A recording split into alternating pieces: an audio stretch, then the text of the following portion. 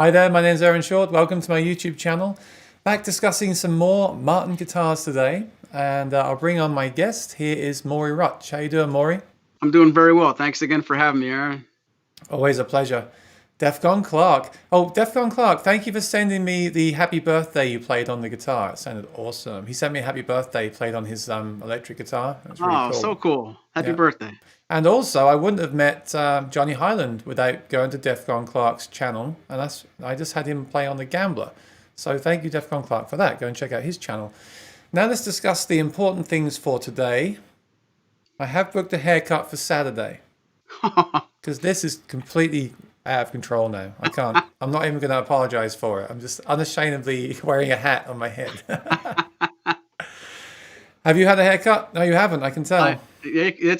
I have one lined up for July 7th, Oh. and it's I don't know if I'm gonna make it.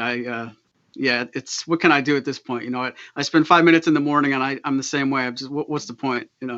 I got one for Saturday morning. I couldn't believe it, so I took it. I was like, That's awesome. just have to get it done now. I have to get back to reality. I'm not gonna recognize you. I know I'm going to go really short, so it's going to look funny. Let's talk about some Martin guitars. We had a request come in from a comment from a viewer to look at junior guitars, and you have two in stock, so we thought we'd do these two. Now, I'm not that familiar with these. I've got some notes, I've got a few facts and some personal experience that I will refer to, but I'm going to let you give us the information to start with. What is the junior series of Martin guitars, and who are they for?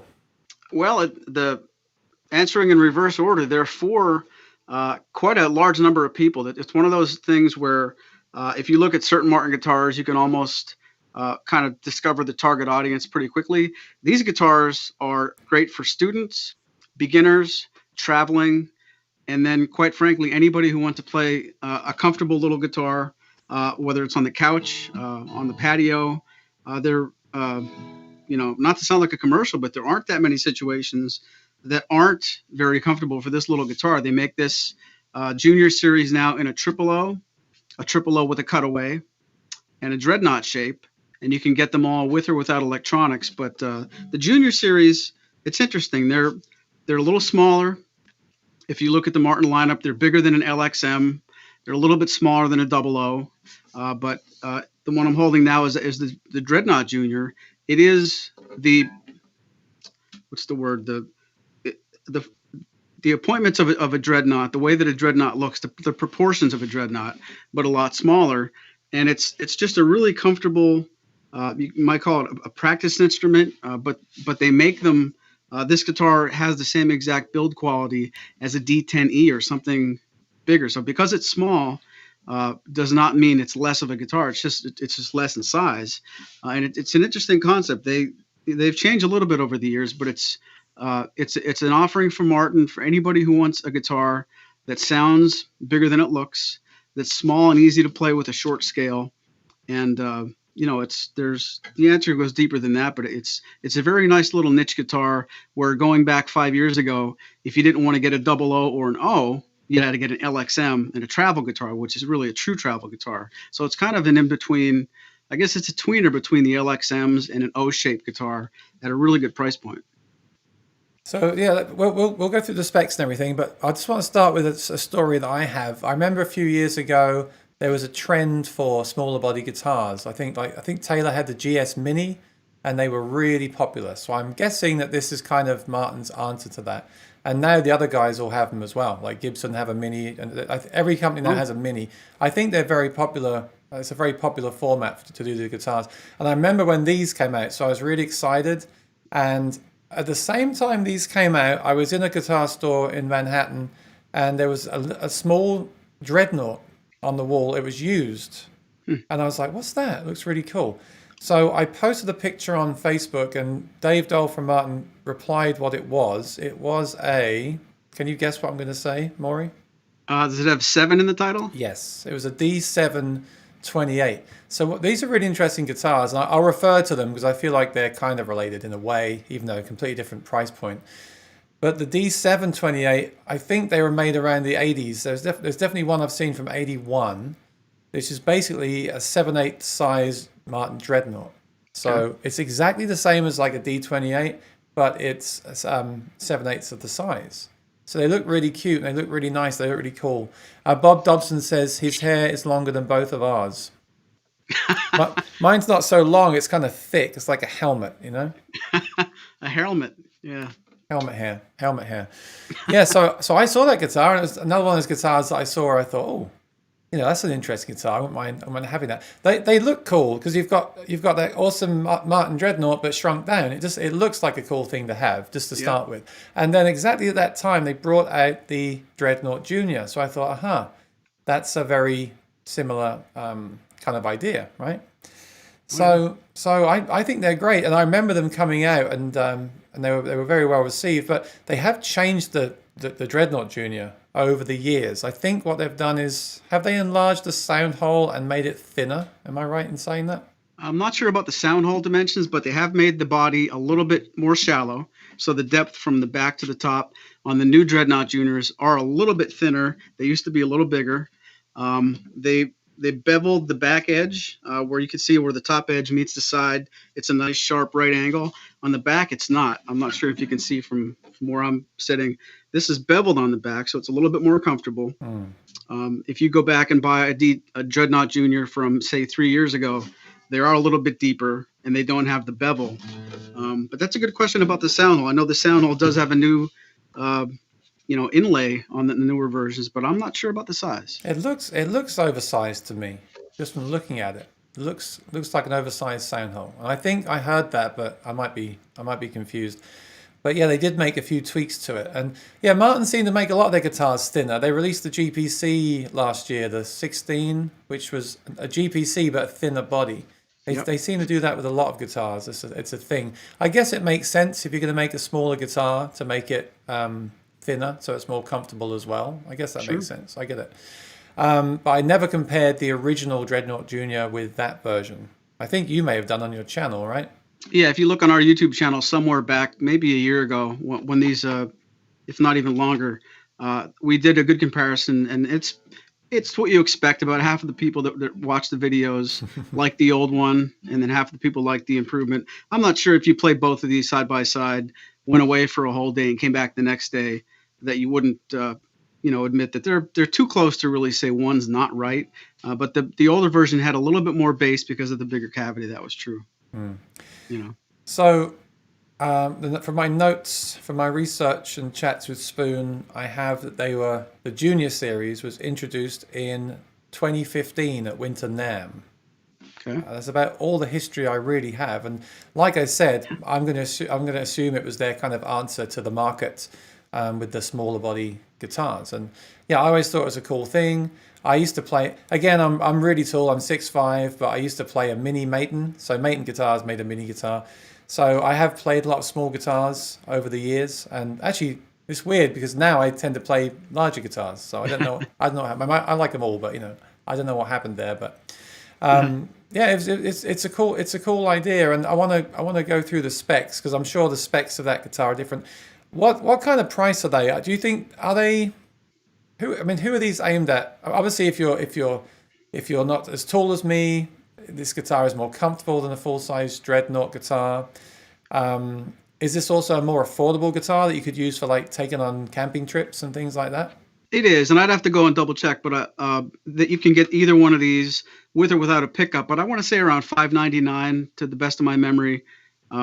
It's certainly far more affordable than any guitar that would be in the 15s, 16s or standard series. But I'm almost afraid to say that this will be too small for you, because regardless of somebody's height or build, this isn't something you have to get if you're 6'5", but I'm not sure it will be uncomfortable. I mean, it's just we have a lot of customers of every shape, size, and it's not fair to say that only the little petite people are going for these. It's kind of, we can both play ukuleles, and nobody would say that's for me but not for you. And the joke probably is you probably play an HD28.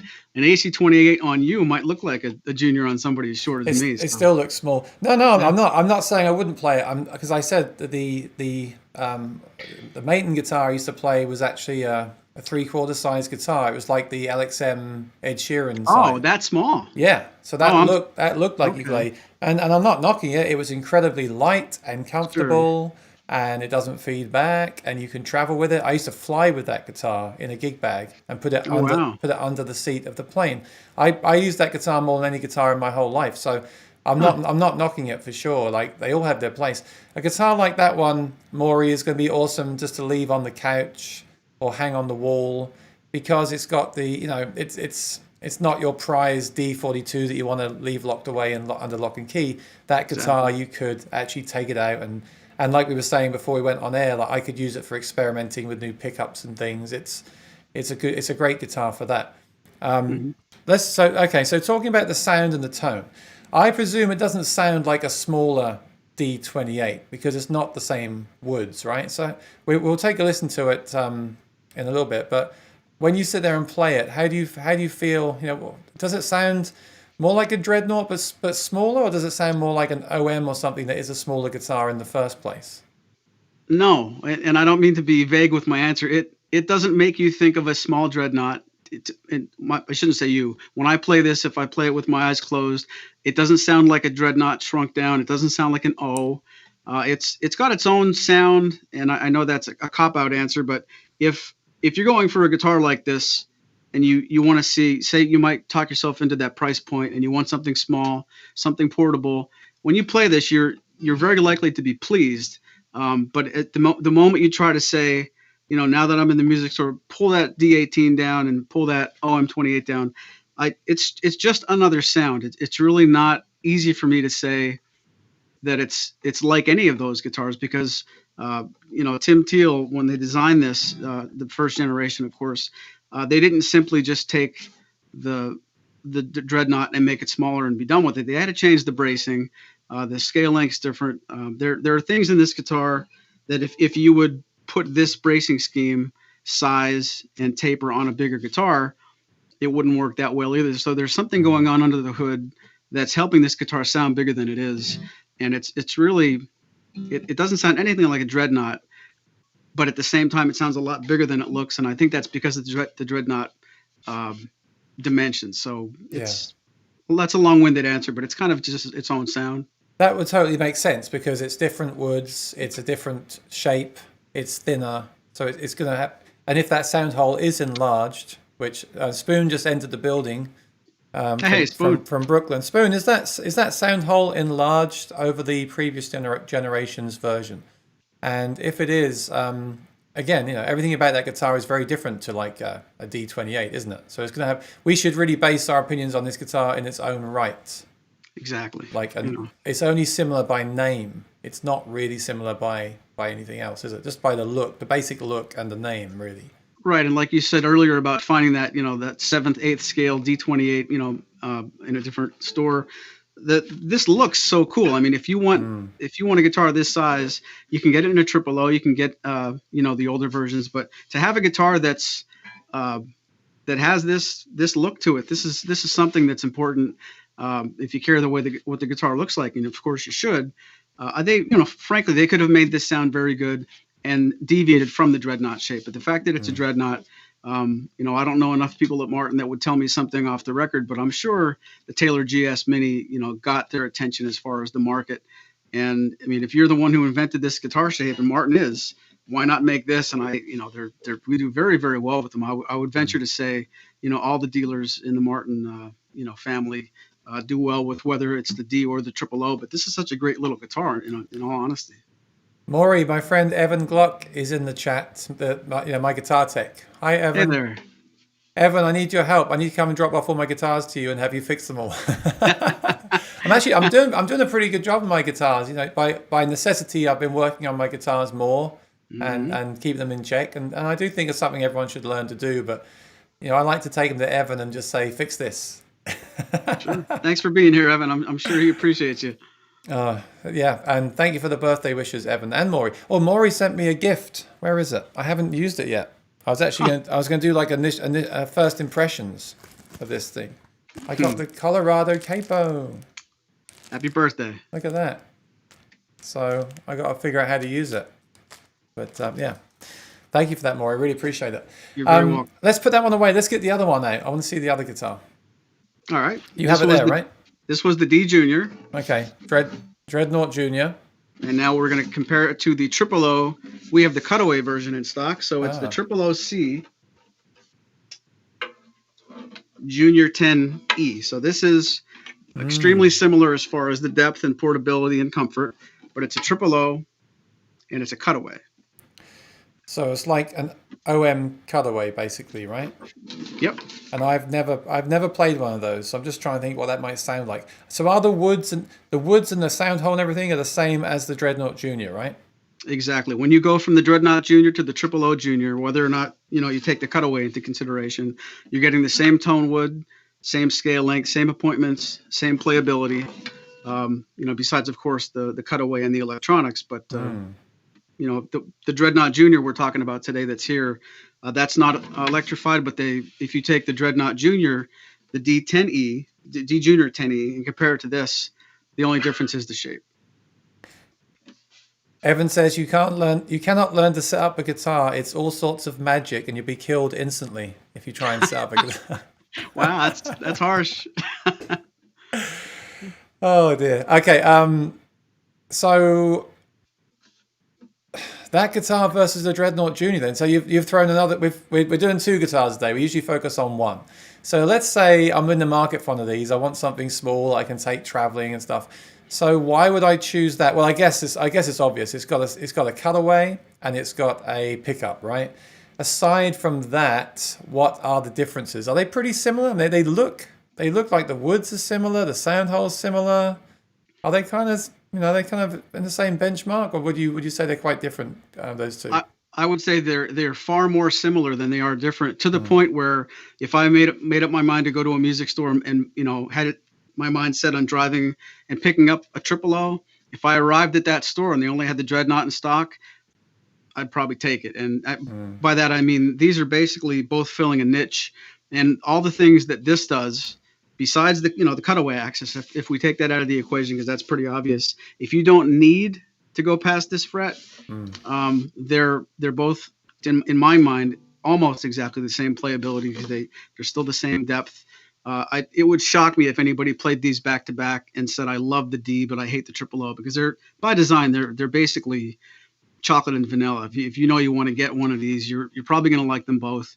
I've had customers in here that really did waffle for quite a while, and it wasn't because either one of them was really at risk of being a mistake, but you could flip a coin, and if you get the wrong one, you're still in very good shape. So it's I think if you're playing on stage, you're going to want the electrified version. But if you're somebody who does either have the need to play up here, or maybe you just like the way a cutaway looks, other than that, I think it'd be a hard choice. And in the fact that you really can't go wrong, there's a lot of overlap between these two. If you're in the chat, if you're watching and you play past the 12th fret, please write in the comments section, because that's the dusty end, right? All my frets look very clean up there. If you ever look at my guitar, they're a mess down here, and there's a little bit of action here, and they're probably brand new past 10. That's funny. I bet Evan sees that all the time when guitars come in and they're all worn. He can see exactly what kind of player. If they're only worn on the first, second, and third fret up to the 5th fret, he must think, well, they're a heavy strummer, so set up for strumming. And if it's like even all over the frets, he can think it's a lead player. Sebastian says me. Yeah, I was only kidding. I occasionally go up there myself. But the cutaway thing is purely choice. So, okay, I'm going to go through the specs of them. Are they basically the same specs? Is the nut the same? Materials the same, pretty much? All that kind of stuff. You can correct me as I go. Let me focus on I'm going to bring up the Dreadnought Junior. So they call it the Dreadnought Junior 10 now, and they added that 10 when they released the new updated version. So what does the 10 refer to? Is that the depth or something? Well, the Road series now, and it's one of those things, not that the Junior's in the Road series, but Martin made a heavy effort to change the nomenclature of their entire line. And where you used to have, alphabet soup models like GP, CRS, GT, they didn't want to have that going on any further. So Chris put the memo out. We got to have numbers again. So 10 is more of a trim. If you look at the Road series, for an example, and I don't mean to say this is in that series, there's a D10, a D12, a D13. 13 is going to be full gloss with white binding, and a 10 is going to look plainer. So the 10 refers to the fact that this is satin. It's not very adorned with appointments. It's not, heavy gloss. The 10 is basically a trim. Ah, so it's a 10 series. Well, it's a junior series, but trim 10. Okay. So if you go to the Road series, you can get a trim 10, 12, 13, and so forth. So this is a trim within a series called junior. So far, while I'm saying that, Martin's often famous for they reserve the right to change names and numbers, and I could tell you stories about how many times on our website it used to be called the Dreadnought Junior, then it was called the D Junior, and it was called the Dread Junior, and that can all change after this episode airs. Just be careful. Oh, I was calling it the Dreadnought Junior, so that's not the name anymore? It's the D Junior 10? Is that what you got to call it? Frankly, this is called, as we tape this, it's called the D Junior 10. And where are these guitars made? I believe these are the Mexican made in a Navajo facility. Okay, awesome. So I'm looking on the website. The D Junior 10 is as is like you've got there. There's a 10E, which is like $100 more, and there's a Burst, which looks nice, which is $100 more than that.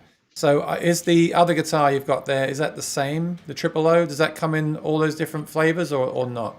I don't believe the Triple O comes in a Burst, but I'll double check. I know the Dreadnoughts come in the Burst. You can get this. It doesn't. No, it doesn't. There's a Triple O. It's right in front of me. There's a Triple O Junior 10 and a Triple O C Junior 10E. So once again, the Cutaway has a pickup installed in it. Yep. Yeah. I was going to let you rant there for a minute. They don't offer this guitar with the Cutaway unless you get electronics, and when you go away from the electronics, you have no Cutaway again. Well, here's a side thing. Talking about cutaways, why do Martin only ever do cutaways in guitars that have electronics on their guitars? I don't understand it, because I know they're traditional and everything, but there are players that play acoustically that want a cutaway. So I don't really feel they're related. I don't know. That's just my personal opinion. No. Sebastian says, my dream guitar is the Martin D28 Authentic. I want to try one of them, but I don't want to try one that's got all the aging. I want to try one which is like as is, like Sure. new. And I want to try one that doesn't have the VTS. I don't know if they even make those anymore. You have to get an old one then, yeah. I know, right? So these things change. I don't know how you keep up with it, Maury. The specs and everything changes so much. I don't. All right, okay. That's why we're doing this. That's how you remember. They have 15, 16, 17 series, but that also refers to the style. Then you step to standard series in different styles. Yeah, standard series starts at 21, right? 18 technically. 18, sorry, yeah. And then 20, and then 18, 21, and then 28. Bob says, is the Mexico factory currently shipping guitars? Are they building? Do you know the story of that right now? Are they? I don't. I've asked my Really? rep that, and I didn't get a good answer back. I don't want to be on camera and guesstimate. I can find out for you, but I'm still waiting, honestly, for that information. Okay, so I'm going to call up the D Junior 10, which is the one you have there, and I'm just going to read through the specs, and we can comment on them, what we think, what our thoughts are. So it's a Triple O depth, but 14th fret guitar. It's got the mortise and tenon neck joint, which you would expect from that series. It's got scalloped X bracing, which is pretty cool. Oh, this is interesting. Answer me this. The top material, Sitka spruce or sapele. Oh, because they do like a... hang on. Why does it say or sapele? Well, they offer these guitars, the Dreadnought Junior 10. You can get that with a Sitka top or a sapele top, but they're titled that way. So what's that? What's the Dreadnought Junior that you've got there? Sitka. Okay. And how does that affect the tone? That's quite a difference. When I remarked earlier about the fact that this guitar, the Triple OC with the Sitka top and the D Junior with the Sitka top are very similar, and they're far closer to each other than they are different. That's only with respect to Sitka versus Sitka. When you get the sapele top, it's a much more muted, warmer, rounder sound. And for everything that I don't want to play too much here on this Skype camera, but if Sitka sounds like a nice bright guitar, the mahogany top or sapele top guitars have a Okay. much rounded off sound. So there's a more projection with Sitka, and it's a warmer sound with sapele. Okay. And that Triple O also has a Sitka top, right? Correct. Yep. Interesting. Yeah, I think I would go for the Sitka myself, but that's interesting they have the sapele as well. And the back and sides are also sapele. Now, the recommended strings are Retro Light MM12. I don't know what they are, so I'm going to take a look while we're talking. Now, so are they just regular 12 gauge strings, or are they different? They're the Monel nickel strings. Oh, they're 13 gauge, right? Well, no, they're 12s, but Oh, they're they are nickel. 12. Instead, they're not phosphor bronze or 80/20. They're the warmer nickel sound. Ah, and do you know why they use those on those guitars? Is there a Uh, particular reason? yeah, the R&D department really just did a lot of testing. They actually started shipping the original Dreadnought Juniors with phosphor bronze, and during the first year of that being coming out, they made the switch. So we actually saw a number of guitars come through with phosphor bronze, and then all of a sudden we started seeing Dreadnought Juniors showing up with the retro. So it was just a product decision made by the guys that handle which guitars sound better with which strings, and they felt the size of these guitars, the construction, and the overall build, these sound, I guess, more balanced and to their ears better with a less bright string.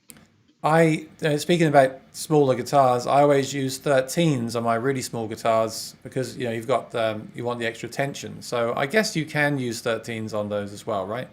You safely can, yeah. Yeah, that's fine. Mm-hmm. Now, the top is satin, back and finish is satin. The scale length is 24, and the width of the nut is 1 3/4 inches. The neck shape is interesting. They call it the Dreadnought Junior neck shape. Yeah. Yep. With a high performance taper. Sorry to interrupt. To go back to your comment about the scale length, we shouldn't gloss over that. That's 24 inches, not 24.9. Whenever you hear Martin talk about short scale, long scale, 25.4 is long scale, 24.9 is short scale. This is 24.0, so this is shorter than short scale. So you could easily put 13s on there because it's such a short scale. But it bears mentioning, if you think a short scale is comfortable, this is shorter still. So, well, I'm thinking the 3/4 travel guitars I've had, and actually we still have an Ed Sheeran model. They use 13s because they're such short scale that you can have more tension on the neck, and it sounds bigger too. That's cool. So let me just see. I'm just going through the rest of the specs here. They're using a tortoise pick guard, which is nice. I like that. They're using it on most of their guitars now, I think, and I do think it looks better myself. What kind of tuners are on there? These are closed back. They're probably they're a budget tuner. It says Martin on the back, but it's not a Waverly and it's not the Shaler. Chrome enclosed gear. Okay. And can we see the headstock? What's the logo style of the logo? See if I can get that on camera. Kind of classic, yeah. And does it have wings on the back? I knew you were going to say that. This one does not. You know what that means, folks? Let's ask the chat. If you don't see wings, that probably means that it is what kind of neck material. Which wood did they use on the neck? Assuming this is not wings, that means they probably used blank for the neck. We'll see who answers that in the chat. And Martin will say select hardwood. They don't. They're not going to commit to that. Or Aaron will give you the answer. Well, no. I didn't mean to give the answer away. I thought you were saying of the select woods that they use. Which one would they use? No. Spoon Phillips. So hang on, Sebastian. No, I did the one. The Martin D28 with the Tony Rice retro strings sounds so amazing, almost piano-like. Yeah, I'm sure those retro strings sound kind of warmer. I really like just the standard, the authentic acoustic strings. That's what I use now all the time for everything, pretty much. Sebastian said, "Why not Adirondack spruce?"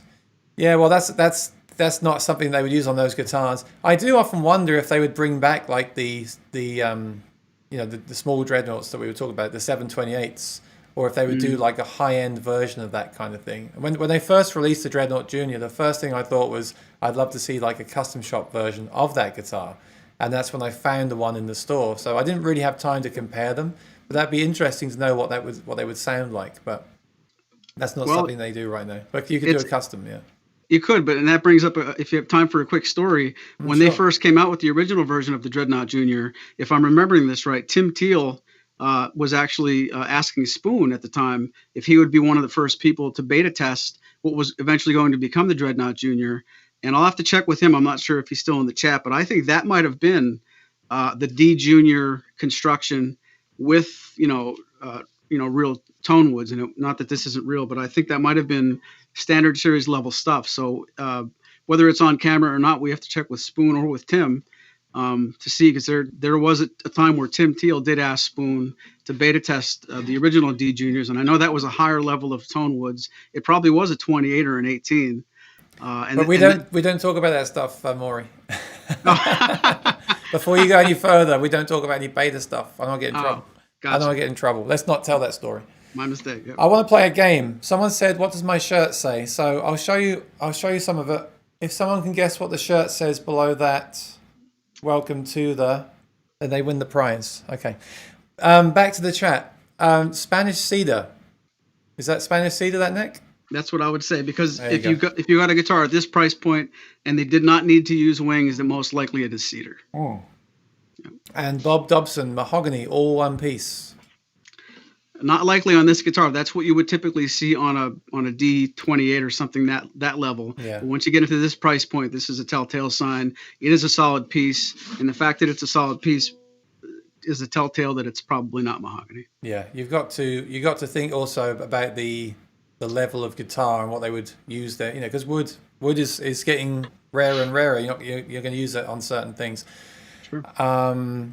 What about, is that solid wood? Are they solid wood or are they laminate? It's my understanding they're solid. Solid wood, yeah, that's cool. Mm-hmm. Chris Decker said Richlite. No, but what's the fingerboard though? That could be Richlite. I'd have to find out. It's very likely that the fingerboard and bridge are Richlite. It is FSC certified Richlite. Yeah. There you go. And if a less expensive Martin doesn't have wings, it will most likely be Spanish cedar. Fretboard is Richlite. There you go. You know your stuff. Sometimes. Someone's saying a company makes customs of that guitar. Yeah, I'd like to see, like someone said, Addy. I'd like to see a real custom shop version with Addy. Just something. I don't know if I would order one, but I just want to see it. You want somebody to order one? I want a D45 Junior. Oh, now I'm thinking. See? Okay, Marco says, "Hi guys, depth comparing with 0013." So same. The depths are the same. Yeah. Yep. Okay, Patty Smith guess on the T-shirt is Shark Tank. No, you have to look at the graphic. Evan says, "Welcome to the bottom of my shirt." That's pretty good. You've got to look at the graphic, and then it'll be. Do you know what movie this is from? Am I giving enough hints with this? Hang on. We got more. What's that movie? What's behind the shark? Maury doesn't know. Okay, fine. Oh, I'm letting your guest play. I'm not. Maybe. Oh, you can see on Skype. You can see the whole thing. I forgot. But I have to turn my head away from the camera. That's bad radio. I'm losing it today. All right, so specs are very similar. We're looking at different body sizes and the pickup, but you can get the D Junior 10 with a pickup and without, and in sunburst. And then the 000 comes in non-pickup. No, 000 comes with the pickup, or what's the other one? You can get it with a pickup and cutaway. Or without a cutaway. Or without a pickup and cutaway, yep. Okay, right, okay, cool. So basically there's five different models. Correct. Of these ones. Okay, awesome. Playability and comfort. So what's the neck like? Is it can you just show us the back of the guitar? Sure. I want to see what the neck looks like on here. Yeah, that's cool. Is it how does it feel in the hand? Is it kind of smooth to the touch, or has it got I don't know. Yeah. Yeah? It's a smooth neck. It's like satin feel. Yep, and it's the best way I could describe it is it doesn't make me recognize that it's very different from any of the modern Martin necks. It might be Mm. called the Dreadnought Junior profile, probably because the way it tapers from here to here happens a little bit differently because of the scale being so short. But I think it's closely related to a low profile if I'm going by memory. Yeah, yeah, I like that too. And that one you have in your hand has a pretty, unless I'm mistaken, has a pretty mean bear claw on it as well, which is something else we haven't really talked about on here, which is, something else I could ask the chat. What do you think of the bear claw? I like that because it's all over the top. I think it looks really cool. I agree. I like it a lot when it's all over. Yeah. If it's one little piece, it has to be in the right spot. Yeah. You know. Yeah, one piece on the top can really bug me, but when it's all over like that, that looks really nice. I like that. Yeah. And then the other top on the D Junior looks quite uniform. Looks nice. Again, from what I can see. All right. Are there any? Yeah, my next point was: are there any artist editions? No. I always thought someone like Ed Sheeran would have had like an artist version of these guitars because he plays Yeah, small me too. guitars. I don't understand why small always necessarily means more affordable. I don't know why they don't do more high end, smaller. Like what about the Turs guitar, stuff like that, like the really small. Yeah. Those things are cool, aren't they? And they make special custom ones of those. We have the Martin Claire's guitar here. That's a Turs, and it's not inexpensive. So yeah, so I went to see Chris Martin talk about the company, and his wife and his daughter were there, and I said I met them, and I said, "Oh, you've got a guitar named after you, right?" So yeah, it's pretty cool, pretty cool. All right, I think we should play the videos and then we'll discuss them because again, I haven't played these particular guitars. So what I'll do is I will switch to the video and let me just think the best way to do this. I think I'll play the Triple O, then I'll play the D Junior 10, then I'll play the D Junior versus the Triple O. I've got 3 videos, right? Yep. Yeah, okay. So cool. So let me do that. I'm going to switch over and everyone pay attention and then please let us know your thoughts when you hear the demo. Spoon says Marty Robbins played a size 5. There you go. So there are people that play them. Yeah, it's cool. Huh. Okay, here it comes.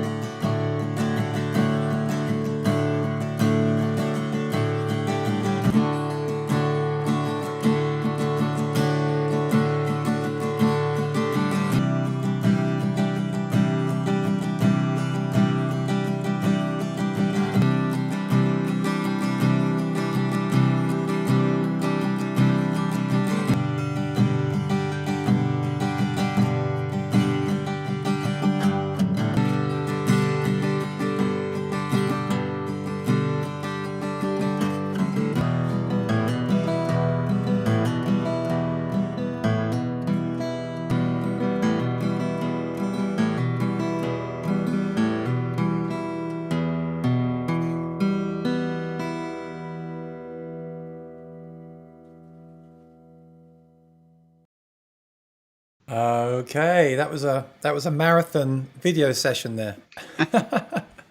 I mean, well, I fixed my hair.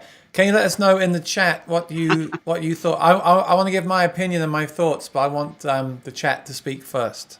So I'm gonna wait for them to to talk. That's fair. That was cool. Thanks for doing that, Maury. That was a lot of editing and video you did there. Oh, you're very welcome. It's a labor of love. I've been doing a lot of recording lately, and it's like, you know, sitting with the click and playing to the click and getting the feel right, and even like the dynamics and everything. It really makes you like work on your playing, right? Because all I did before this happened was play gigs. So I would go out and play gigs. I would loop, but I wouldn't sit with headphones and really listen to the music. Yeah. Yeah, it's work. Okay, Patsy Smith has an opinion. I need a couple more before I bring him on. Come on. We got 15 people watching, but I want some opinion. You can say what you like. You can be honest. It's fine. Don't hold back. Hold back a little. which one did you prefer? And for what reason? I'm always curious to know people's reasons as well. You know, if you can explain it. I mean, I feel like from recording and stuff, I've also got better at expressing my opinions on these things as well, from like learning about EQ and stuff like that. Oh, I'm sure. So I got some opinions about that. And yeah, it's interesting. They just look fun. They look fun, don't they? They look cool. Like they just look like, again, I imagine they come in a gig bag, right? That's right. Yep. Which I think is a good thing because you can just grab that and take it with you anywhere you go. Yeah. And there's definitely something to be said about leaving a guitar out by the couch so you can just play. Because I think one problem when you buy your D45, if you buy a D45, is that it's so precious and special, and it's in a very heavy hard shell case. You put humidifiers in it, you lock it in the closet. And sometimes you think, I want to play a song, and mentally you've got to open the closet, remove the case, take it out carefully, you know, tune it up, play. Yeah. There's lots of things, but when you have a guitar, you can just pick up and play. I think that's great. I think everyone should have a guitar like that. I agree. Okay, here we go. So, Patsy Smith. I prefer the Dreadnought Junior 10. DJR 10, whatever it is. D Junior 10. It'll be something else next week anyway, so I'm going to call it the Dreadnought Junior 10 because I'm old school. It sounds deeper. The other one is a bit tinny. That's a technical term. Okay, and then D sounds great. Triple O is a little boxy. Okay. Bob Dobson, I agree with Patsy. The DJR10 sounds richer. Okay. Teaspoon. Phillips, like the punch and projection of the Triple OC. The D was mellower and warmer, beefier but not more massive. Marco, Dread Jr. for me. Patsy Smith, I prefer the look of the cutaway one. That's very divisive, isn't it? Some people love cutaways and some people can't. So a friend of mine or someone I know that works for a different company, posted on Facebook the other week that they can't stand to see a Dreadnought with a cutaway. Like it doesn't look right. Again, I think it's personal preference. Mike Jacobs says, I am a Taylor guy, but I am Martin curious. Well, you've come to the right place. I'm a Martin guy and I'm Taylor curious, so we have something in common. That's okay. I think that I prefer the tone on my GS Mini to the Junior. Oh, but have you played a Junior? Have you played a D10 Junior in real life, Mike? Or are you basing that off the videos? Because in my experience, it could be a different thing. Sean says, hi, Aaron from Ohio, USA.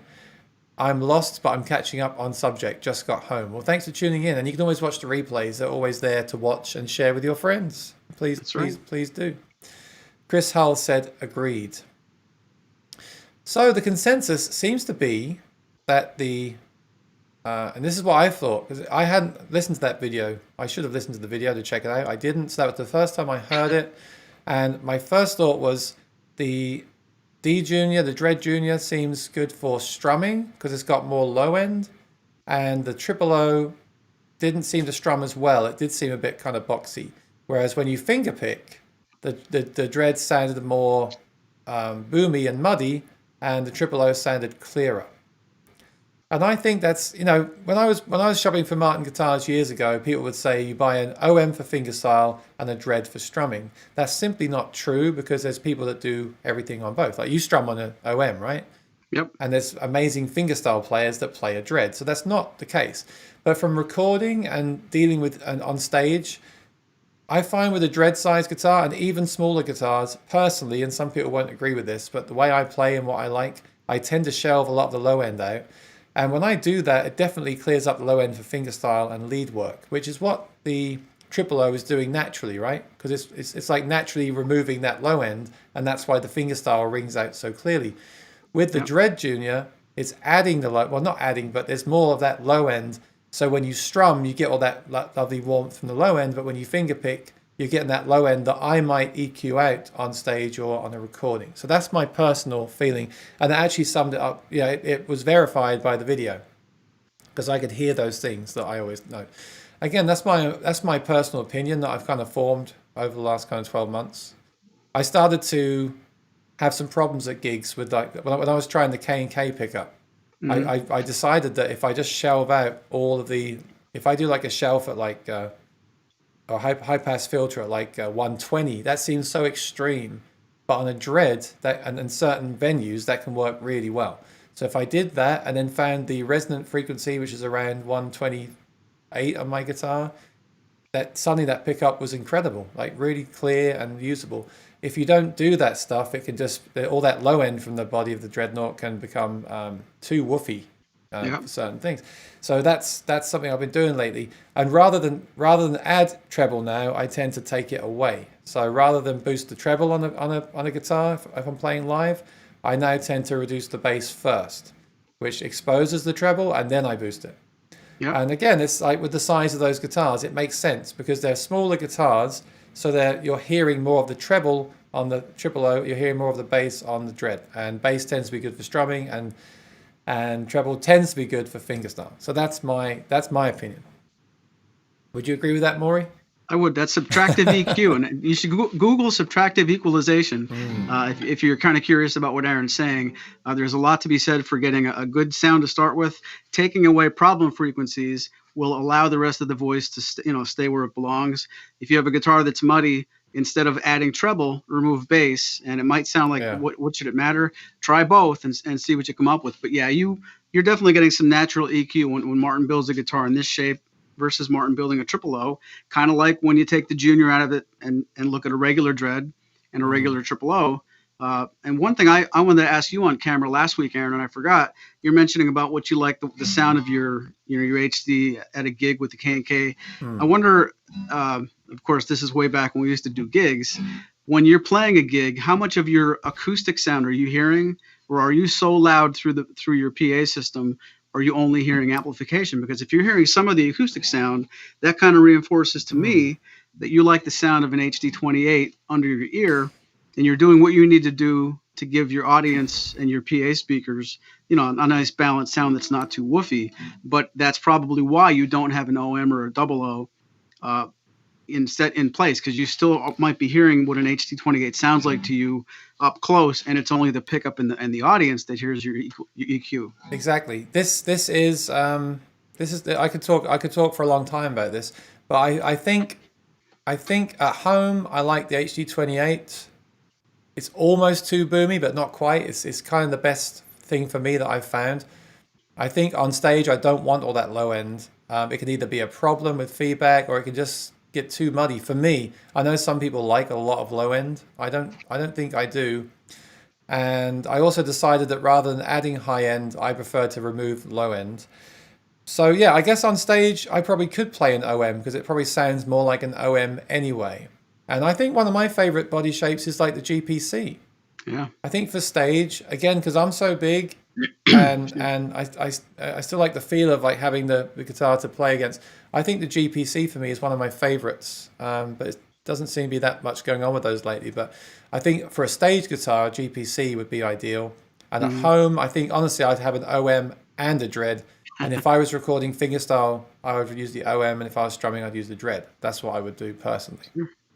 I still think, I know I played OMs in the beginning, a lot, many years, and now I play the. You know what happened? This is funny. When I first got an OM28, I expected it to sound like an HD28. Is that weird? Yeah, it should. It's not supposed to sound like an HD28.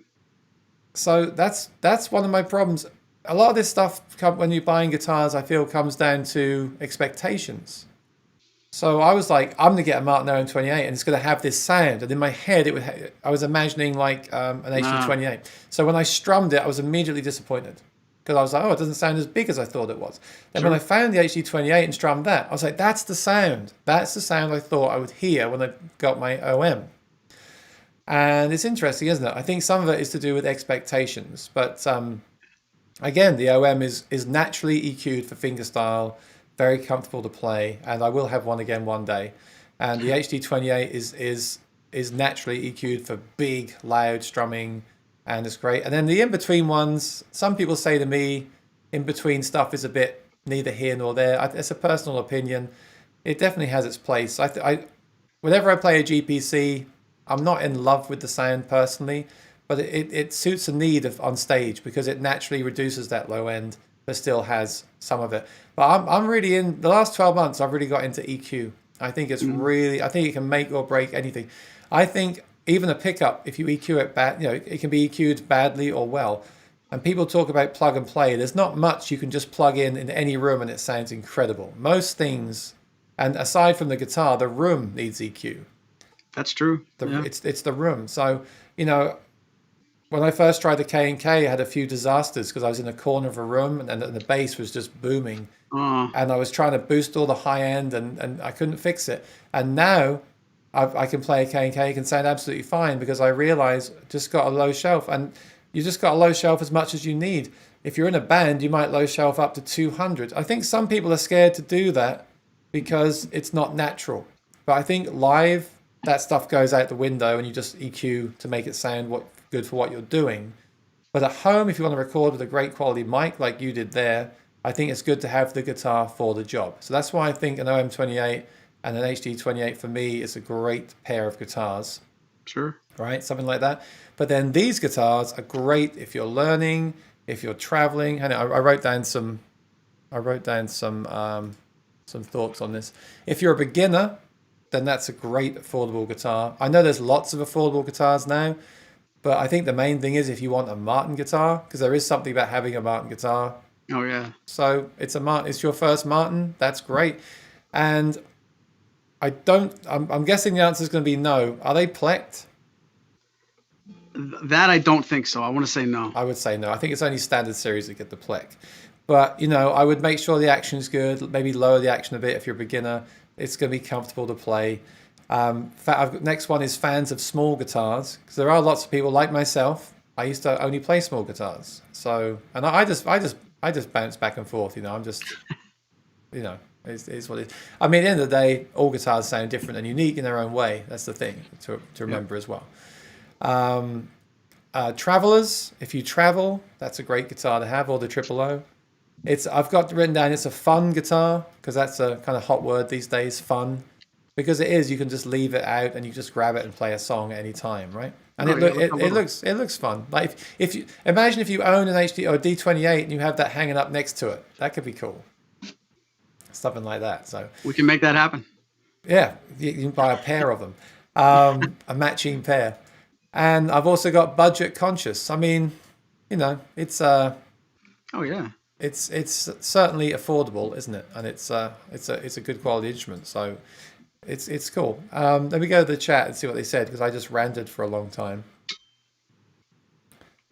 Oh my god, I got lots of comments. Hang on, I'm gonna go scroll all the way back up. That's why we're here.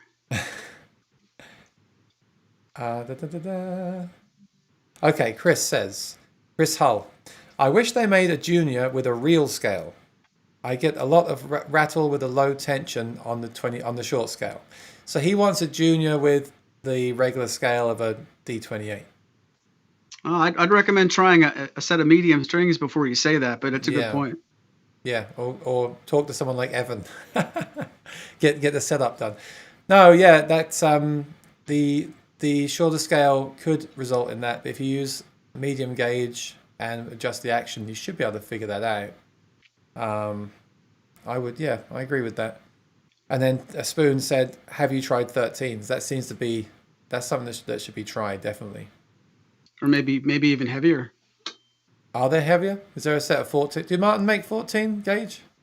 Not at the moment, I don't think, but if there are certain custom gauges you want to build from any string brand, maybe that would be if you can get out of it that easy. I'm not sure, but in fairness, nothing's going to stop this from being a 24-inch scale. So it's kind of a band-aid to say 13s, and I still stand by what I recommend. But it wouldn't surprise me if you just do really want a longer scale. That's really the way to go. You know what? I'm actually surprised it doesn't ship with 13s because most short scale, smaller body guitars do ship with 13s. I'm surprised it doesn't. So I would definitely try. In fact, if I had one, I probably would put 13s on it. And I wonder if the original version of the Dreadnought Junior did ship with 13s because I feel like it should have done, personally, from my experience with other small body guitars. And I would definitely do that. Like I said, we have an LXM Ed Sheeran that's got 13s on it, and because of the short scale, you don't feel it. It's still easy to play. So I would definitely put 13s, and it's going to make it sound different. I say different because I don't want to say better. It might sort of appear bigger and louder, and it'll still be easy to play because of the short scale. Yep. So I would totally I think you're right. I would try the 13s first of all. That's a fair point, Chris. Sean says, "Do you know anything about some new acoustic sounding rigs for Kemper Stage?" Because I got the Kemper Stage behind me. You can see it. I'm working on a video today. Do you know anything about some new acoustic sounding rigs for Kemper Stage? Oh, funny you should say that because I'm working on the video today, which comes out this evening. Like a Martin sound versus Taylor. That would be sweet. Yeah, they're not going that direction. Just quickly, they're doing an acoustic simulator, and it's interesting because I wasn't expecting to like it because like Boss have the acoustic simulators and it's kind of EQ and it's hard to make an electric, talking about strings, Maury, hard to make an electric guitar sound like an acoustic guitar because the strings are generally lighter. They're 9s or 10s. They're electric strings. It's a solid body. Everything about it is so different. So just quickly as a preview for this video that's coming out, and you should watch this. I'd like to know your thoughts, Maury, but I will. I get my Strat, and I download the beta of this thing, and I play it, and I think, it doesn't sound like an acoustic guitar. Don't like it. I'll make a video saying I don't like it, and I come to do the video, so I spend some more time going through the settings, and some of it again is the look. I hate to say it. It's you're playing a Strat in your mind. You're hearing a Strat. Once I recorded it, and I've just done these recordings. The simulator, I recorded one of my guitars, it's not a Martin, but I recorded one of my really good stage guitars with a Bags Anthem, which is one of my favorites. I played it back, and I think that the acoustic simulator sounds as good. I hate to say it might sound better. Really? And, because when you take the visual out of the equation and you just listen, and there's actually something I did there. When your video was playing, I briefly pulled up Safari. I couldn't see your picture. And I could really hear then the difference between the two guitars. I think it's really important sometimes to record. Again, recording is so important. Like record stuff and listen back. It's one reason I love doing YouTube videos because it forces me to do that. It's so easy sometimes to use your eyes and think, I'm looking at a Kemper, it's digital, I'm playing a Strat, it's electric. That does not sound like an acoustic guitar. Yeah. And then you record it and you listen back and you think that sounds exactly like. Now, I'm not saying it sounds like your recording of that because that's a mic on a real guitar. I'm saying it sounds like a plugged in stage guitar, a very good pickup like the Anthem or something. Nice. But that's really cool. Yeah. So, thanks for asking that question because that's a good plug for my video that's coming out later, which I have to finish when we're done.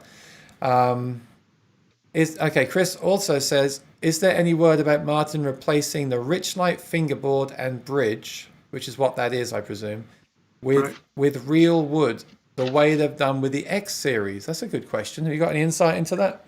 I've heard nothing about that yet. It is a very fair point. I wouldn't be surprised if you see a generation of the Dreadnought Junior and the Triple OC Junior, step up, because when you're referring to the X series, some of those X2s, like the higher side of the X series, graduated to rosewood fingerboard and bridge.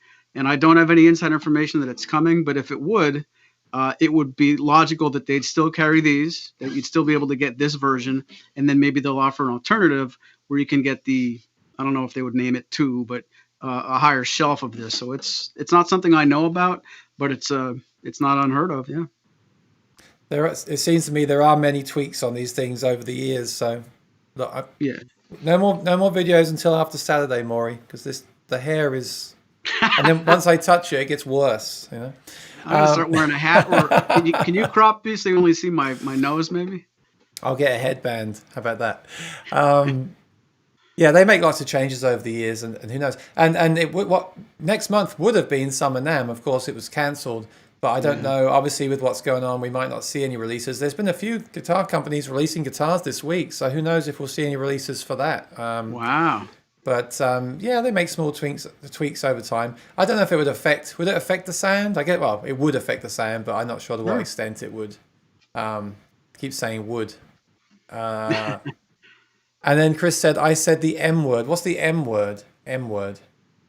Martin? Maury? I don't know what the M word is. Is that another guitar company? I don't know. It looks like Martin is giving up on the GP size in the standard series, relegated to the less expensive series. Yes, I like the GPC. Whenever I played one, because I'm thinking of that OM sound, that dread sound. So sometimes it didn't feel right to me, but I love the look of them. I love the cutaway. I love the slightly smaller size. I think it's a shame if the GPC series goes away. I think they want to push the SC series more for that use, which is why they might do that. It's my guess. But I do like the GP guitars. That's a good kind of a good size for stage, I feel. It's the colorway that's killing it. So yeah, okay, we'll do that another day, or I'll do that with Spoon to discuss if a colorway affects the tone. I really don't think a colorway affects the tone very much at all, in my experience, from what I've heard with my experience. But obviously, it must have some. But I wouldn't say it's a major thing. I'm actually more interested in the sound hole, like if you make a sound hole larger, how that affects the tone. Because I've only played one guitar, which was at your store actually, was in Norwegian Wood. Oh right, yeah. Was that the Outlaw? No, I played the Outlaw there and I loved it, and I never got one. But I also strummed one somewhere else in New York, and that sounded great. And then my friend Gary Roberts got one. They're great guitars. You know, with Martin, if they release a cool guitar, you got to buy one, because they seem to keep. For such a traditional company, they don't half change they change the things all the time, don't they? Yeah. They really do. So if you see one you like, you should get it while you can, I feel. Oh wait, yeah, you're right. And not being a salesman, but if you see something you like, especially if it's new and it's not a catalog item all the time, there's a chance it's not going to stay around. Yeah. I like the HDCs, and they've been discontinued now. I think, and I like the retro series, and they've been discontinued now. Yeah. So just because I like something, they still change things up all the time. Okay, Spoon says, oh, sorry, someone says that's why you need an OM and a D. I totally agree. An OM28 and a D28, you really can't go wrong. And then everything else from there is just, it's just not to put it down, but if you have they're the staples for me. And then yeah, they're the main ones, and then the other ones are just different flavors of that for me. Spoon says the actual pre-war OMs have none of the big wall of sound power of the modern OMs. They're much lighter, thinner, ethereal voices that overdrive very easily under heavy strumming. That's interesting. Wow. So modern OMs are good for strumming. I did not know that. I mean, yeah, I've strummed on the OM28. It's good. The long scale triple O's from 34, not as much. Heavier bracing, thicker soundboard. That's good to know. There's a story about the OM21 having a thinner top or something that makes it sound more open than the 28, but I don't know if that's true or not. That's a question for me and Spoon one day on our chat. That'll be a good episode. He says Chris Hull says the juniors are plecked. I mean, I've got the website right in front of me, so I could just look. If they are, that's really cool. I really believe in plecking. I think it's because I still say that Martin are very easy to play, and I think the pleck has something to do with it. The modern ones, and I think all companies should do it. It is plecked. Wow. Wow. Mm. That's a. I mean, so imagine your first guitar is that one in your hands. It's a Oh, Martin plecked guitar. Like, that's great. my first guitar was horrible. And then Uh, Tim Teal's first guitar was a D35. I'm just looking. What's the nut and the saddle material? Material, the nut's going to be Corian. It's a Tusk saddle on this. Well, yeah, it's going to be Tusk, I think. Yeah, Tusk. Oh, I have to check now. I was going to say if it is Tusk, then it could be upgraded to. It is compensated white Tusk, so that could be upgraded to a bone saddle or similar Yep. as well if they wanted to. That's kind of cool. Okay. Yeah. Thanks, Chris. We did. I missed that. I had it right in front of me. I just assumed that they wouldn't pleck those guitars. It seems that they're plecking everything now, which is really cool. Maybe it's easier to pleck them now than to do it, without. Possibly. Chris Hull says, or 24.9. My older Dread Junior had 13s on yes, I think the original Dread Juniors did ship with 13s. Nice. I think they did. I'm a wealth of useless information. GMAC says, did Martin abandon the 1/11/16 nut as a response to Taylor's success too? I don't know if Taylors have 1/11/16 or if they have 1 3/4. Oh no, I know what it is. Their Academy series, the 100 200 series, have 1/11/16 because they say they're for students and students want a narrow nut, which I don't think is always true. I don't know why. We've got a lot of Spoon Phillips questions today. Why did Martin abandon the 1/11/16? Because they really did, didn't they? The only guitar I know of with a 1/11/16 nut right now is the OMJM, the John Mayer guitar. That's the only one. They really did. Oh, and Spoon Phillips's custom guitar that you sell. That's right. Yep. Everything else is 1 3/4 inch. Is your personal guitar 1 3/4? Oh yeah, yeah. Yeah. Is that your preference?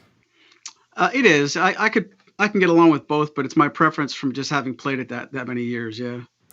I always wonder, like in my lifetime, will it go back and forth? So in 10 years, in 10 years when I'm 30 years old, will I see the will I see the one? Bullshit. Will I see the one and the narrow nut come back? Probably. I mean, I remember being on the forums, maybe less than 10 years ago when a lot of people wanted custom shop versions of the Martins that were 1 11/16. And I think that the companies are seeing a trend. It's probably a catch-22. Martin, Taylor, and Gibson, and whoever else we could talk about, probably sees that something's going in a certain direction. So they start making more guitars that way. So more people get their first guitar, and it's incidentally 1 3/4. And I think if as much as it changed to 1 3/4, it's got every opportunity to change back, I would think. Sean says, such good info regarding the Kemper I was talking about. I wasn't sure what direction they were going. We'll watch that video. I don't see any of these big guitar companies with pedals doing anything for acoustic players. So I want more of that. I'm so happy that Kemper are thinking about acoustic players in a way. Yeah. I mean, it's an acoustic simulator, but at least it's a hint in that direction. Like, please do more. I want to see more products for acoustic guitarists, not just electric all the time. Even though I love electric. Chris Hull says, Line 6 has several acoustic guitar settings. I haven't heard it. For what though? I mean, you can throw IRs in stuff now. You can use, again, the best thing about like those digital products are that you could load up, say, 10 EQ blocks. So you have like 10 parametric EQs rather than just one. So Oh, really? Yeah, I think that's one of the best things, stuff like that. And you can load IRs too, but IRs are still kind of, love them or hate them. Chris Hull says muddy. I don't know. I'm off track now. I don't know. This is all from the past. Marco says, Maury, what do you prefer? X2 or Dread Junior? They are the same price point. Honestly, Marco, I would choose on how small you want the guitar to be. If you really want something perfect for travel, or you want to have, for whatever reason, the smaller one, I would go Junior. But if size doesn't matter to you, as far as it doesn't have to be extra portable, probably the X2. And that, again, that's my my current answer. I could be talked into either one, but I think I would only go junior if I wanted something extremely travel and portable. Otherwise, if I could get along with a slightly bigger guitar, I would go with the X series and the Trim 2. So the X2, I had to look it up. That's the X series Dreadnought, right? It doesn't look as good quality. Is it? It looks like it's bigger but less quality from what I'm seeing. Well, you're trading off the small size with Sapele back and sides to a full size Dreadnought with HPL back and sides, but the spruce top. So that's a really, every answer that goes in one direction, there could be an argument both ways. But you're if you'd make a real comparison, you'd get a guitar of this quality with Sapele back and sides and Sitka, and compare it to a bigger guitar that still shares Sapele back and sides and Sitka. Then the price isn't the same anymore. So it's a big circle. But I've played the X series, the X2s, and I think that's a really really good sounding guitar. I haven't played those. It's just from the looks, it looks like it's a bigger guitar, obviously, but it just didn't have the same sort of nice. I say nice. I can't think of the right word. It doesn't look as good. The quality doesn't look as good as that guitar. Am I right? Is that a lower kind of? No, the quality's there, but the appointments are lower. So the appointments. That's what I mean. I don't. Sorry, I don't mean quality. I mean it doesn't look as. The appointments aren't as nice as that one. That's what I meant. I figured that's how you meant it, but in case somebody sees it and doesn't hear what you said, but they see what I said. And you really, it's not a big gigantic difference, but you're getting a full size guitar. If scale length is important to you, that's a full size scale too. I want to see what the fingerboard on those guitars looks interesting. I was just trying to see what it is. But I can't. On the X2. Yeah. Well, the 2 is now that the X series got some improvements, that it's rosewood fingerboard and bridge on those guitars. But the actual I'm losing it. The neck, the fingerboard. Sorry, the fingerboard. It looks different. I was just trying to figure out what it is. Not sure. Oh, fingerboard material. Select hardwood. So it's different. Ah, okay, interesting. I haven't seen those yet. That's cool. So yeah, I guess it depends if you want a larger guitar or that size, right? Yep. I'd have to hear them both. Do you have demos of that guitar on your YouTube channel? Maybe a couple from when Martin invited us to the factory for NAMM. I probably have the version that I do where that famous those 4 chords. Some of the X series videos are up on our YouTube channel, and they're going to be on that product on our website. If you go down to the videos tab, you will find some. Spoon said the rear shifted non-scalloped GPC 28E was my favorite. See, they changed it again. They went to scalloped. Yeah. Chris says Spoon's custom has a larger sound hole. Yes, it does. Enlarged sound hole. Yeah. Spoon says, "'Tis said the cutaway can reduce bass, but if true, not enough to matter to those who need a cutaway." Yeah. Exactly. If you need a cutaway, you get one. If you don't need a cutaway, you don't get one. It's quite easy. Also, some say smaller sound hole increases the bass. Yep. Wow. The bass. Not the volume, but the bass. Right. That's interesting. Yep. You get more trouble with the large sound hole, and more volume. And I was thinking just today, I wish I worked at Martin and I could build all these different guitars from the same piece of wood and actually compare them. That's the sort of thing I would do. I think we already know you wish you worked at Martin. You don't have to say it on camera. Wow. I'd get fired if I did that. I'd spend all day. I need to compare this to this. I need to compare this to... How many guitars have you made, Aaron? None. I've got to compare first. Yeah. Spoon said, large sound hole to my ear means a large voice over all. Like the original D28 SLH and my custom. So what was the D28 SLH? Large sound hole. That's the precursor to the Tony Rice. Wasn't that what the Tony Rice was called before it was the Tony Rice? That would be the LSH. He said the SLH. Oh, he's a bad speller. Chris said, pretty good. A Plect guitar for $500. I'm not sure what the price is on them. You'd have to call Maury to ask him, but it's certainly in that kind of range. Yep. Is the D15 the narrow nut width? I don't. Is anything narrow nut width anymore apart Uh, from their MJM? that might be. Now that you say that, the D15M and the 0015M. Boy, that's a good question. I'm googling right now. This Chris Hull knows his stuff. I have to say, I I'm don't. very I don't mean impressed. to look like I don't work here, or I don't know these. There's just so many It does. models It and does. occasional changes. It does. So why is that? Who makes these decisions? We could be on air for 5 more hours, and I could never tell you that. And it's funny because why aren't they? Why does Martin completely take the standard series and go almost all the way with 1 3/4 and leave the 15s? That's a great question. Do you think this is hours and hours and weeks and months of research, or do you think they just pull it out of a hat? Oh, it's definite research. Yeah, I hope, and I want to see that hat. Yeah. That's a cool looking guitar. I didn't see it. What I love about these chats, Maury, is I learned so much. I didn't even know about some of these models we're talking about. I haven't played the ones you're showing today. I played the original Dread Junior, but not that one.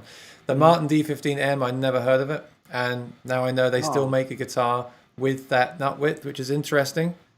That's an all mahogany guitar. The whole thing is mahogany and it's not scalloped. So that'd be interesting to hear. Is that a current model? Oh yeah. Okay. Awesome. Spoon said Martin 11/16 from 1939 on, but the older ones had much more mass behind the fretboard. That makes sense. Because the necks have gotten thinner, the nut gets wider.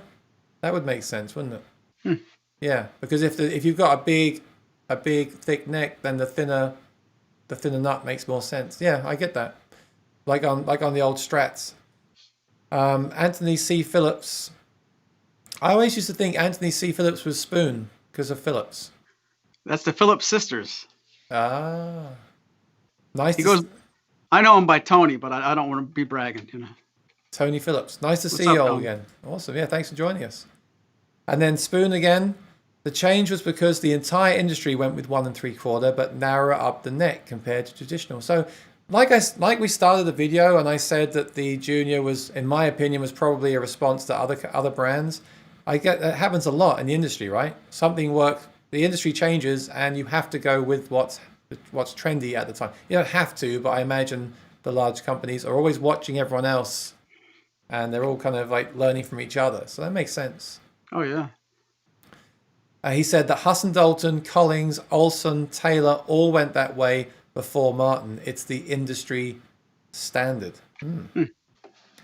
And the D15 still the narrow nut. Yep. Thanks for confirming that. Spoon says, hey, Tony. He says, Spoon. G-Max says, thanks, Spoon. It's like I'm reading a bedtime story. My guess is Morado. Is it Morado? Morado. Murata. You say Morado, I say Morado. Fingerboard. Can we do an episode where we go through all the different wood types and where they're from and how you pronounce the name? Because when you go to a local guitar store here, I remember I can't forget being in a guitar store a few years ago, and I said, "What's that guitar?" And the sales assistant said, it's Sapele, Sapele. They didn't know how to say it. And now that those words are stuck in my brain and I can't think how you pronounce these words. So I'd like to do like wood types. Sure. GMAC. Maury Spoon, would you consider the discontinued Marquis series collectible? What about me? I don't get a say. Just because I sold a collectible guitar way under value, you're not going to ask me what I think? Step aside, I'll answer that.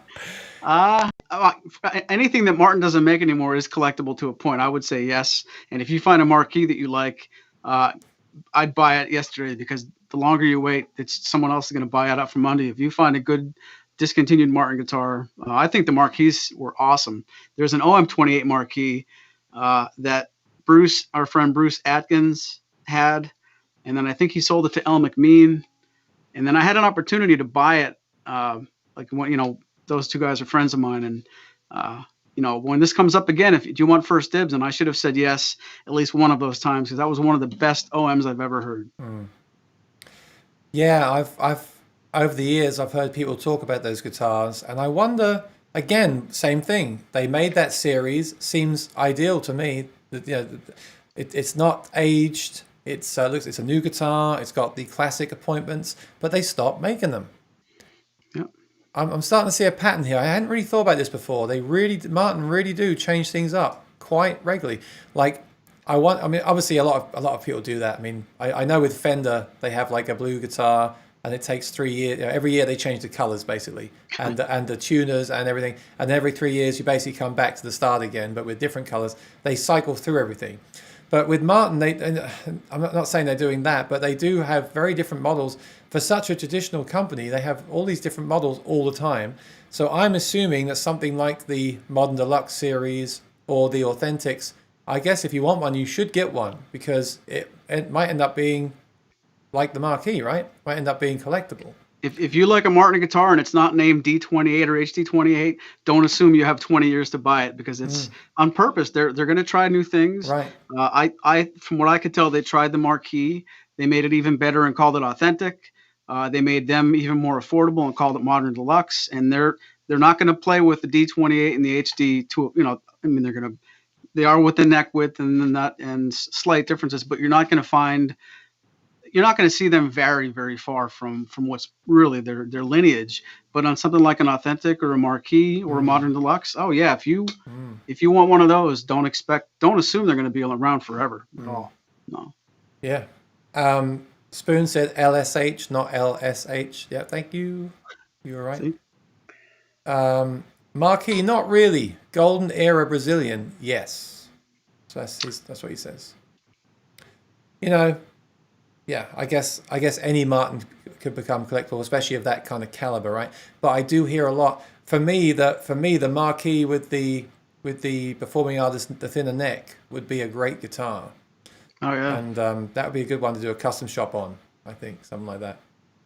In fact, I had a friend that we used to talk about that all the time. He had a Marquis, loved it, but he wanted that neck from the retro series. So that would be a cool guitar.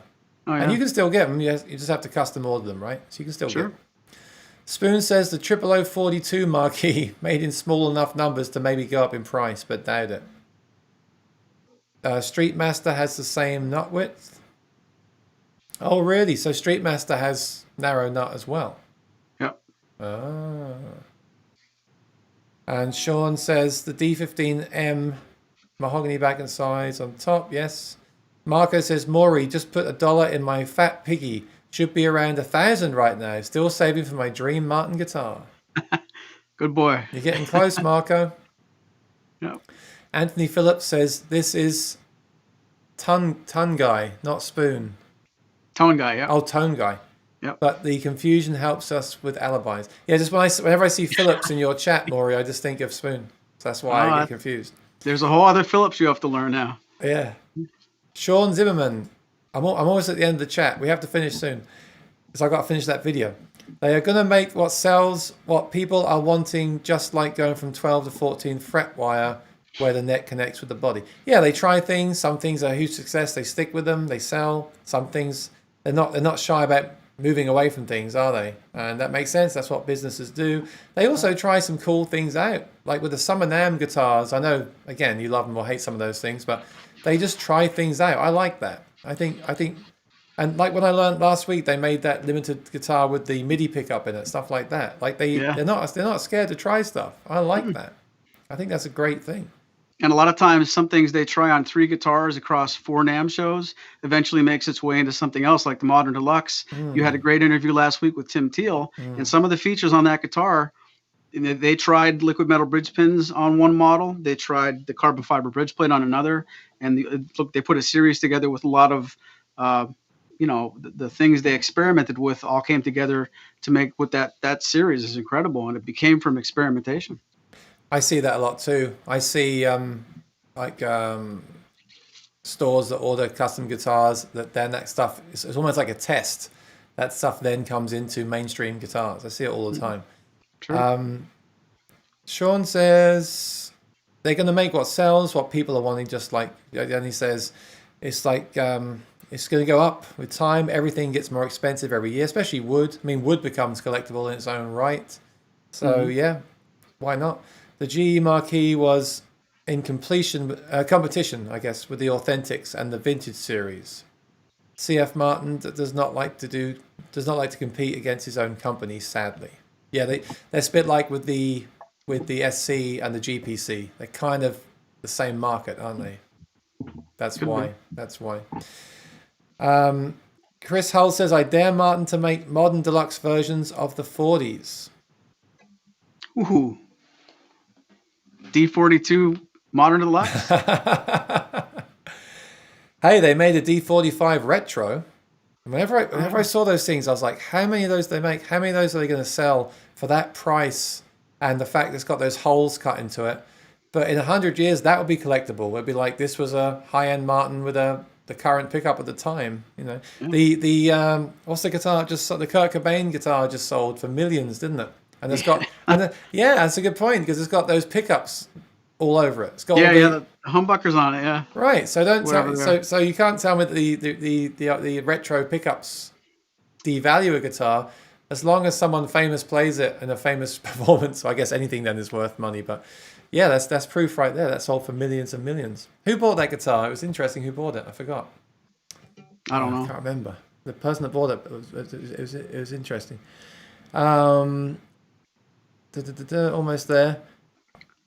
Two more. Modern Deluxe has the brace carving of the GE Marquis series, but VTS. Yeah, I'm still undecided about VTS. I need to play more of them. I know the problem is, Maury, with wood as well, and even the way a guitar is set up and adjusted, it's so hard to compare two guitars because they're all so different, aren't they, in person? Depends on which two. Yeah. Well, that's why it's good that you can. I mean, you're playing the guitars here. I'm sure. Well, I'm not sure, so I'll ask you. Like, if a customer calls you up, are you able to send them a recording of a guitar? Is that something you've ever done for anyone? We do it once in a great while, but I'll be frank with you on camera. It doesn't happen very often, and almost every time we do that, the customer does not keep the guitar. And I think when it might just be dumb luck, but the times somebody is so close to buying two guitars, but they need to hear a video of it or a good audio representation, I think the times we've done it, that customer is really better served playing the guitar in person before he pays for it. And that could just be, it could be a point I'm trying to make that doesn't really work out that way, but it's not often that we need to do that. And speaking with somebody right before the purchase does as much. If the customer, wants to have a conversation with me, since I'm also a player, we can talk through those things, I think, more solidly than me giving them a recording, but it does happen once in a while. I don't disagree. The other thing is, like I said, if you change the action, change the strings, play it in person, play it for a week, these things can all kind of start to change anyway. So, yeah. And again, you're hearing the mic of the guitar, not the actual guitar in person. So yeah, I get it. But it's nice that you can at least watch the videos that you've got there and hear the model on your channel. I like that. Thank you.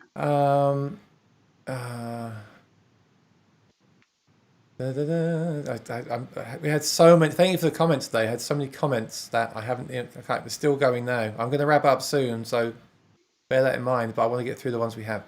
$6 million for Kurt Cobain guitar, and it was bought by Peter Friedman. Do you know who Peter Friedman is? I don't. Owner of Rode Microphones. So he's gonna. Oh, really? He's gonna record that guitar. Huh. Yeah. I got a Rode right here. There you go. Yeah, he bought the guitar. I thought it was kind of an interesting thing.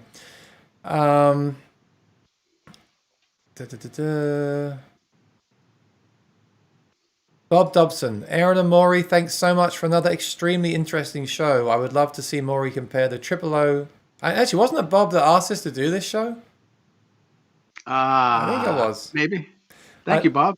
He'd like to see a comparison of the Triple O 10E, the Triple O 13E, and the Triple O 15.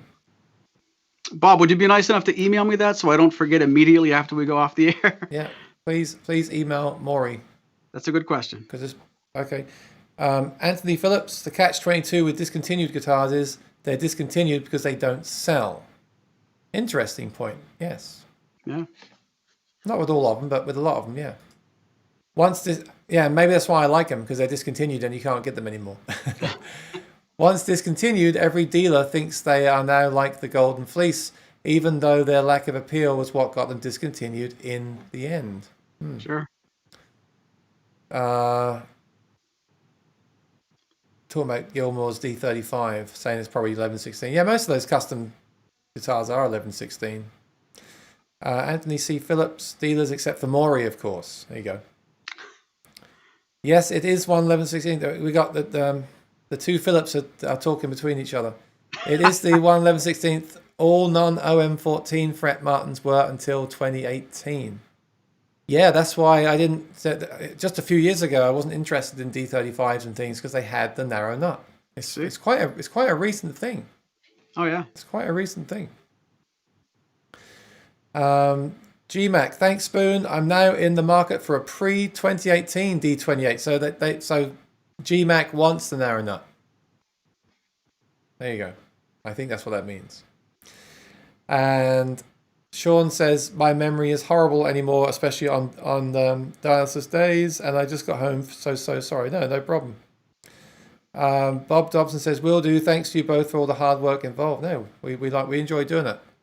And it's interesting because the more we've rambled, the more people have started to watch us. I thought it'd be the other way around. I thought we'd start with 21, and by now we'd have one, but we actually started with one, and now we have 21.